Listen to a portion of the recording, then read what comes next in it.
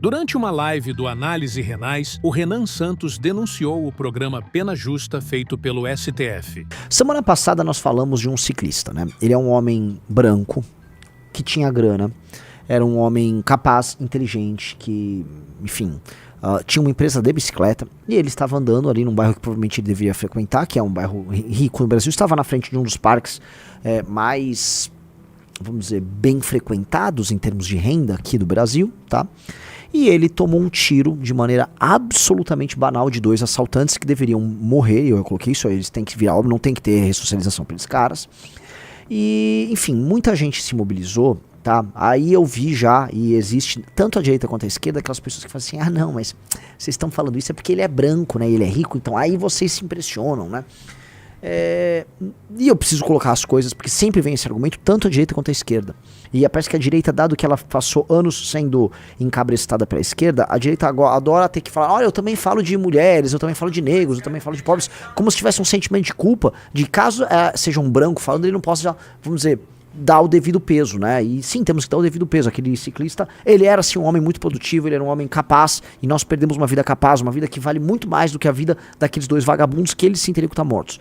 Vou sempre colocar isso porque a gente tem que começar a desmontar essas amarras mentais na cabeça das pessoas, como se tivesse que, vamos dizer, pedir pedágio, pedir alguma desculpa para falar da morte de uma pessoa como aquele ciclista. E eu vou sempre lembrar com todo o pesar da morte daquele ciclista. Ontem eu falei da morte de um policial que citaram aqui na live, e hoje eu vou falar da morte dessa menina, a Nathane Alves. Ela é uma moça advinda de um estado muito pobre, que é o Ceará. Essa moça de 20 anos, ela estava estudando numa faculdade química. Ela era uma moça evangélica, estava saindo do culto evangélico dela. E ela foi alvo de um assalto, tá? 3 homens, 3 vagabundos, 3 restos de gente, 3 arranjos cromossômicos errados, que não deveriam existir, estavam lá aguardando a saída dela do culto. E porque eles estavam de olho no carro dela, um Renault Kwid. Não era nem para roubar e vender. Eles queriam usar o carro dela para um assalto. Então eles sequestraram ela. E é assim, entendam uma coisa, né?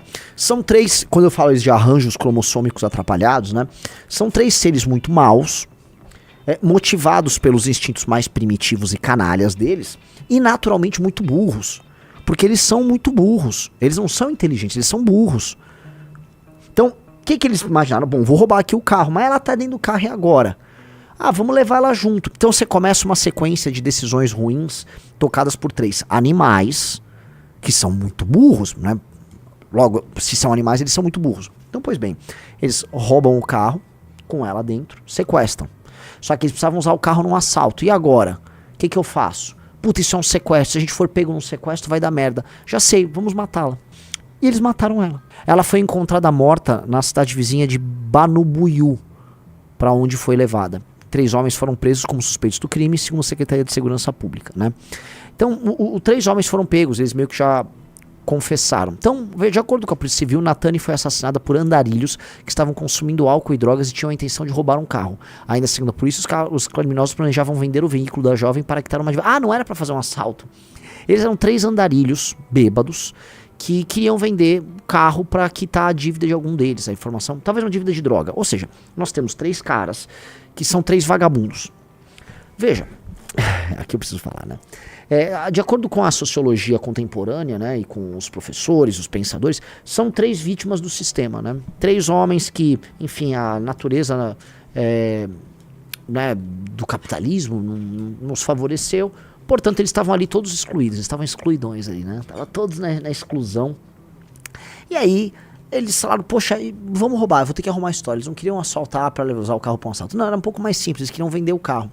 Não sabiam o que fazer com, pois havia um ser humano dentro. Eles mataram um ser humano, que era a Nathane, né? E depois não sabiam muito fazer. Veja, esses 3 vagabundos, andarilhos, que deviam ser cracudos. Se havia dívida, provavelmente não era uma dívida comprando uma casa, né? Era uma dívida provavelmente ligada a consumo de droga. Esses 3 caras eu volto a colocar o que eu falei dos outros 2 que mataram o cara. E veja, a Nathane é muito diferente do Vitor, que é o cara que morreu com a bicicleta. O Vitor tinha dinheiro, morava em São Paulo. A Nathane aparentemente não era pobrezinha, mas, né? Não, era uma pessoa privilegiada, né? E morava lá no Ceará. Essas 5 pessoas, esses 5 arranjos cromossômicos, 2 estavam aqui em São Paulo e 3 lá no Ceará, eles deveriam estar mortos. A gente tem que parar, pelo amor de Deus, de tentar ser bacana com isso. A gente tem que parar de tentar, não, veja só, mas tem um ponto aqui, porque eles mataram nada. Eles mataram, vamos ver, se havia dívida, havia provavelmente dívida com droga. Uma das coisas mais desesperadoras do vídeo é que ela tentou fugir. E eles não deixaram ela fugir. Então imagina o pânico que essa pessoa passou nos últimos momentos da vida dela. Essa menina passou uma tortura de algumas horas, tá? Sabendo que a vida dela poderia deixar de existir. Então é natural você achar que esses caras devem morrer. Porque essa menina passou um terror. Ela passou um terror muito maior do que o do ciclista, que tomou um tiro sem nem perceber. Ele nem sabe por que ele morreu. Essa moça sabe o porquê que ela morreu. E ela passou por aquilo naqueles instantes. Esses 3 caras deveriam morrer. A gente precisa falar, eles deveriam morrer. E todo mundo que tem qualquer tipo de propensão ao crime no Brasil deveria saber que ele corre um risco muito sério de morte. E que qualquer momento ele pode ser morto por um agente do Estado. Por uma polícia que tem que ser empoderada num país tomado pelo crime. E essa polícia vai ter que meio que passar fogo nessa galera. Nós temos que ter uma lei especial agora pra isso. Esses caras foram pegos, provavelmente aí é um flagrante, eles se entregaram logo depois do flagrante. Vocês entenderam que eles vão ser inseridos agora no nosso sistema de justiça, né? Julgamentos vão demorar, vai ser todo um longo e penoso processo. E agora todo este processo, tá? Que ele incide apenas sobre os poucos que são pegos, porque poucos são pegos. Este processo ele vai ter uma novidade. Tem um programa do governo que chama Pena Justa, que foi idealizado pelo STF, dado que pressionado por ONGs. Então é o seguinte, um monte de ONG de direito dos humanos, e esse é o ponto aqui, presta atenção que isso aqui eu estou unificando todos os temas que eu discuti nos últimos dias, tá? Presta atenção demais no que eu vou falar agora. Muito. Olha aí pro celular, sabe? Para o que você está fazendo. ONGs de direitos humanos que recebem dinheiro de ONGs gringas, Fundação Ford, Fundação Rockefeller, Fundação Open Society. ONGs que bancam a causa dos direitos dos negros e direitos de presidiários. Eles usam o negro como um totem a ser cultuado e protegido e desculpa perfeita para eles definirem o que eles querem, que é crime. Estas ONGs fizeram uma pressão e lobby, junto também com o crime organizado, sobre o governo atual e sobre o STF. E aí o nosso iluminista Barroso, teve o Fachin também, então toda essa turma, eles, né, eles querem discutir, porque eles têm uma mentalidade aberta. Eles acham que eles estão discutindo problemas do ponto de vista do processo penal suíços, né? Um suíço, meus amigos, não é um brasileiro. Eu tive o prazer e o desprazer de ir na Suíça. Prazer porque é um dos poucos paraísos da Terra, e o desprazer que é muito, muito caro e você se sente um coitado ali, tá? Mas a Suíça é perfeita, praticamente. Você vai numa cidadezinha pequena, ela é quase autogerida. Os cantões são autogeridos. Cantão é uma unidade autônoma ali. Os cantões, eles têm quase um exemplo de democracia direta, dos raros exemplos em que isso funciona. E eles não são populistas. Eles têm um grau de urbanidade, um grau de respeito mútuo que você não encontra no melhor bairro que você tem no Brasil. Então não dá pra você comparar Suíça com Brasil, um suíço com brasileiro. Nós não somos isso, entendeu? Nós somos o complexo da Penha. Nós somos um grande complexo da Penha. Não dá. Então os caras ficarem fazendo essas coisas, não dá. O Brasil institucionalmente não é a Suíça e o Brasil não está recheado de suíços. O Brasil está recheado de brasileiros. Esses brasileiros estão sendo tratados com animais e eles estão fomentando sua própria animalidade. Então, tá? Mas eles tiveram a ideia, então, de levar à frente, né, baseados nessas ideias, achando que o Brasil é uma Suíça, de pena justa. Não, vamos tocar uma pena justa aí. Acho que vai rolar. E é um programa, né, que busca, né, desesperadamente melhorar a vida daquele que está encarcerado, diminuir as penas, reduzir a concentração de pessoas nas cadeias e depois arrumar um emprego para elas. E mais, ele fomenta, inclusive, a contratação através de cotas de ex-presidiários em vários órgãos do serviço público. Então, tem um cara, o Leonardo Lopes, ele tá fazendo uma piada ótima, que é um cara que chega com um currículo, né? Quais são os seus antecedentes criminais? Aí a pessoa, eu não tenho passagem nenhuma. Puta, não vou poder te contratar. Deixa eu ver esse aqui. Eu assassino. Você foi preso? Já, puta que pariu, o cargo é teu. Sim, está instituído um sistema de cotas para ex-presidiários. Então, no momento em que essas coisas estão acontecendo, o judiciário e esta porcaria deste governo decidem, né, vir com essas políticas humanistas do cacete, tá? impondo mais guerra para as pessoas, porque isso não é sequer pacificação, é uma guerra, existe uma guerra do crime e da elite contra o Brasil, e eles estão ao lado do crime e ao lado da elite. E eles estão indo para cima de você.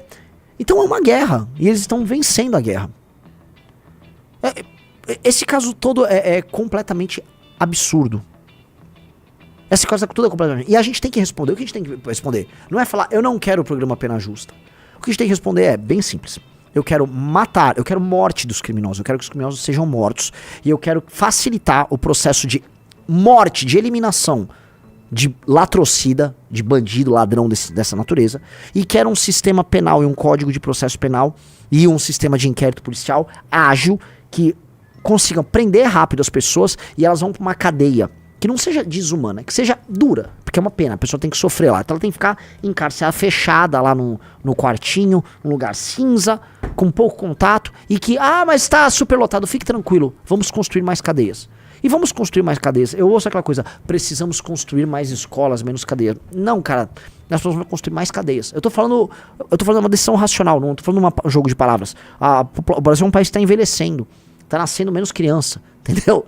A gente precisa construir mais cadeia mesmo. Muita cadeia. Muita. Vamos botar os caras pra dentro. Aí acabou. Não tá tendo encarceramento em massa da população branca, negra ou parda, ou indígena. Estamos encarcerando, tá? E eles não vão ficar tão esmagados assim, só vão ficar presos. E vamos fazer eles ficarem presos por muito tempo. Alguns podem ser ressocializados, com certeza. Não matou ninguém? Não matou ninguém, cara. Vamos ressocializar, vamos tentar. Agora matou, cara, não tem que ser ressocializado.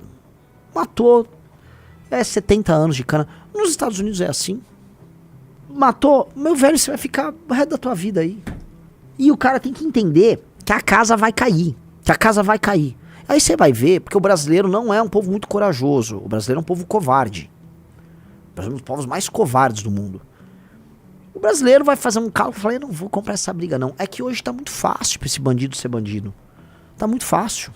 Gostou dessa análise? Assista o Análises Renais de segunda a sexta no canal do MBL Live TV, às 15 horas. Para mais cortes como esse, se inscreva no Pela Missão.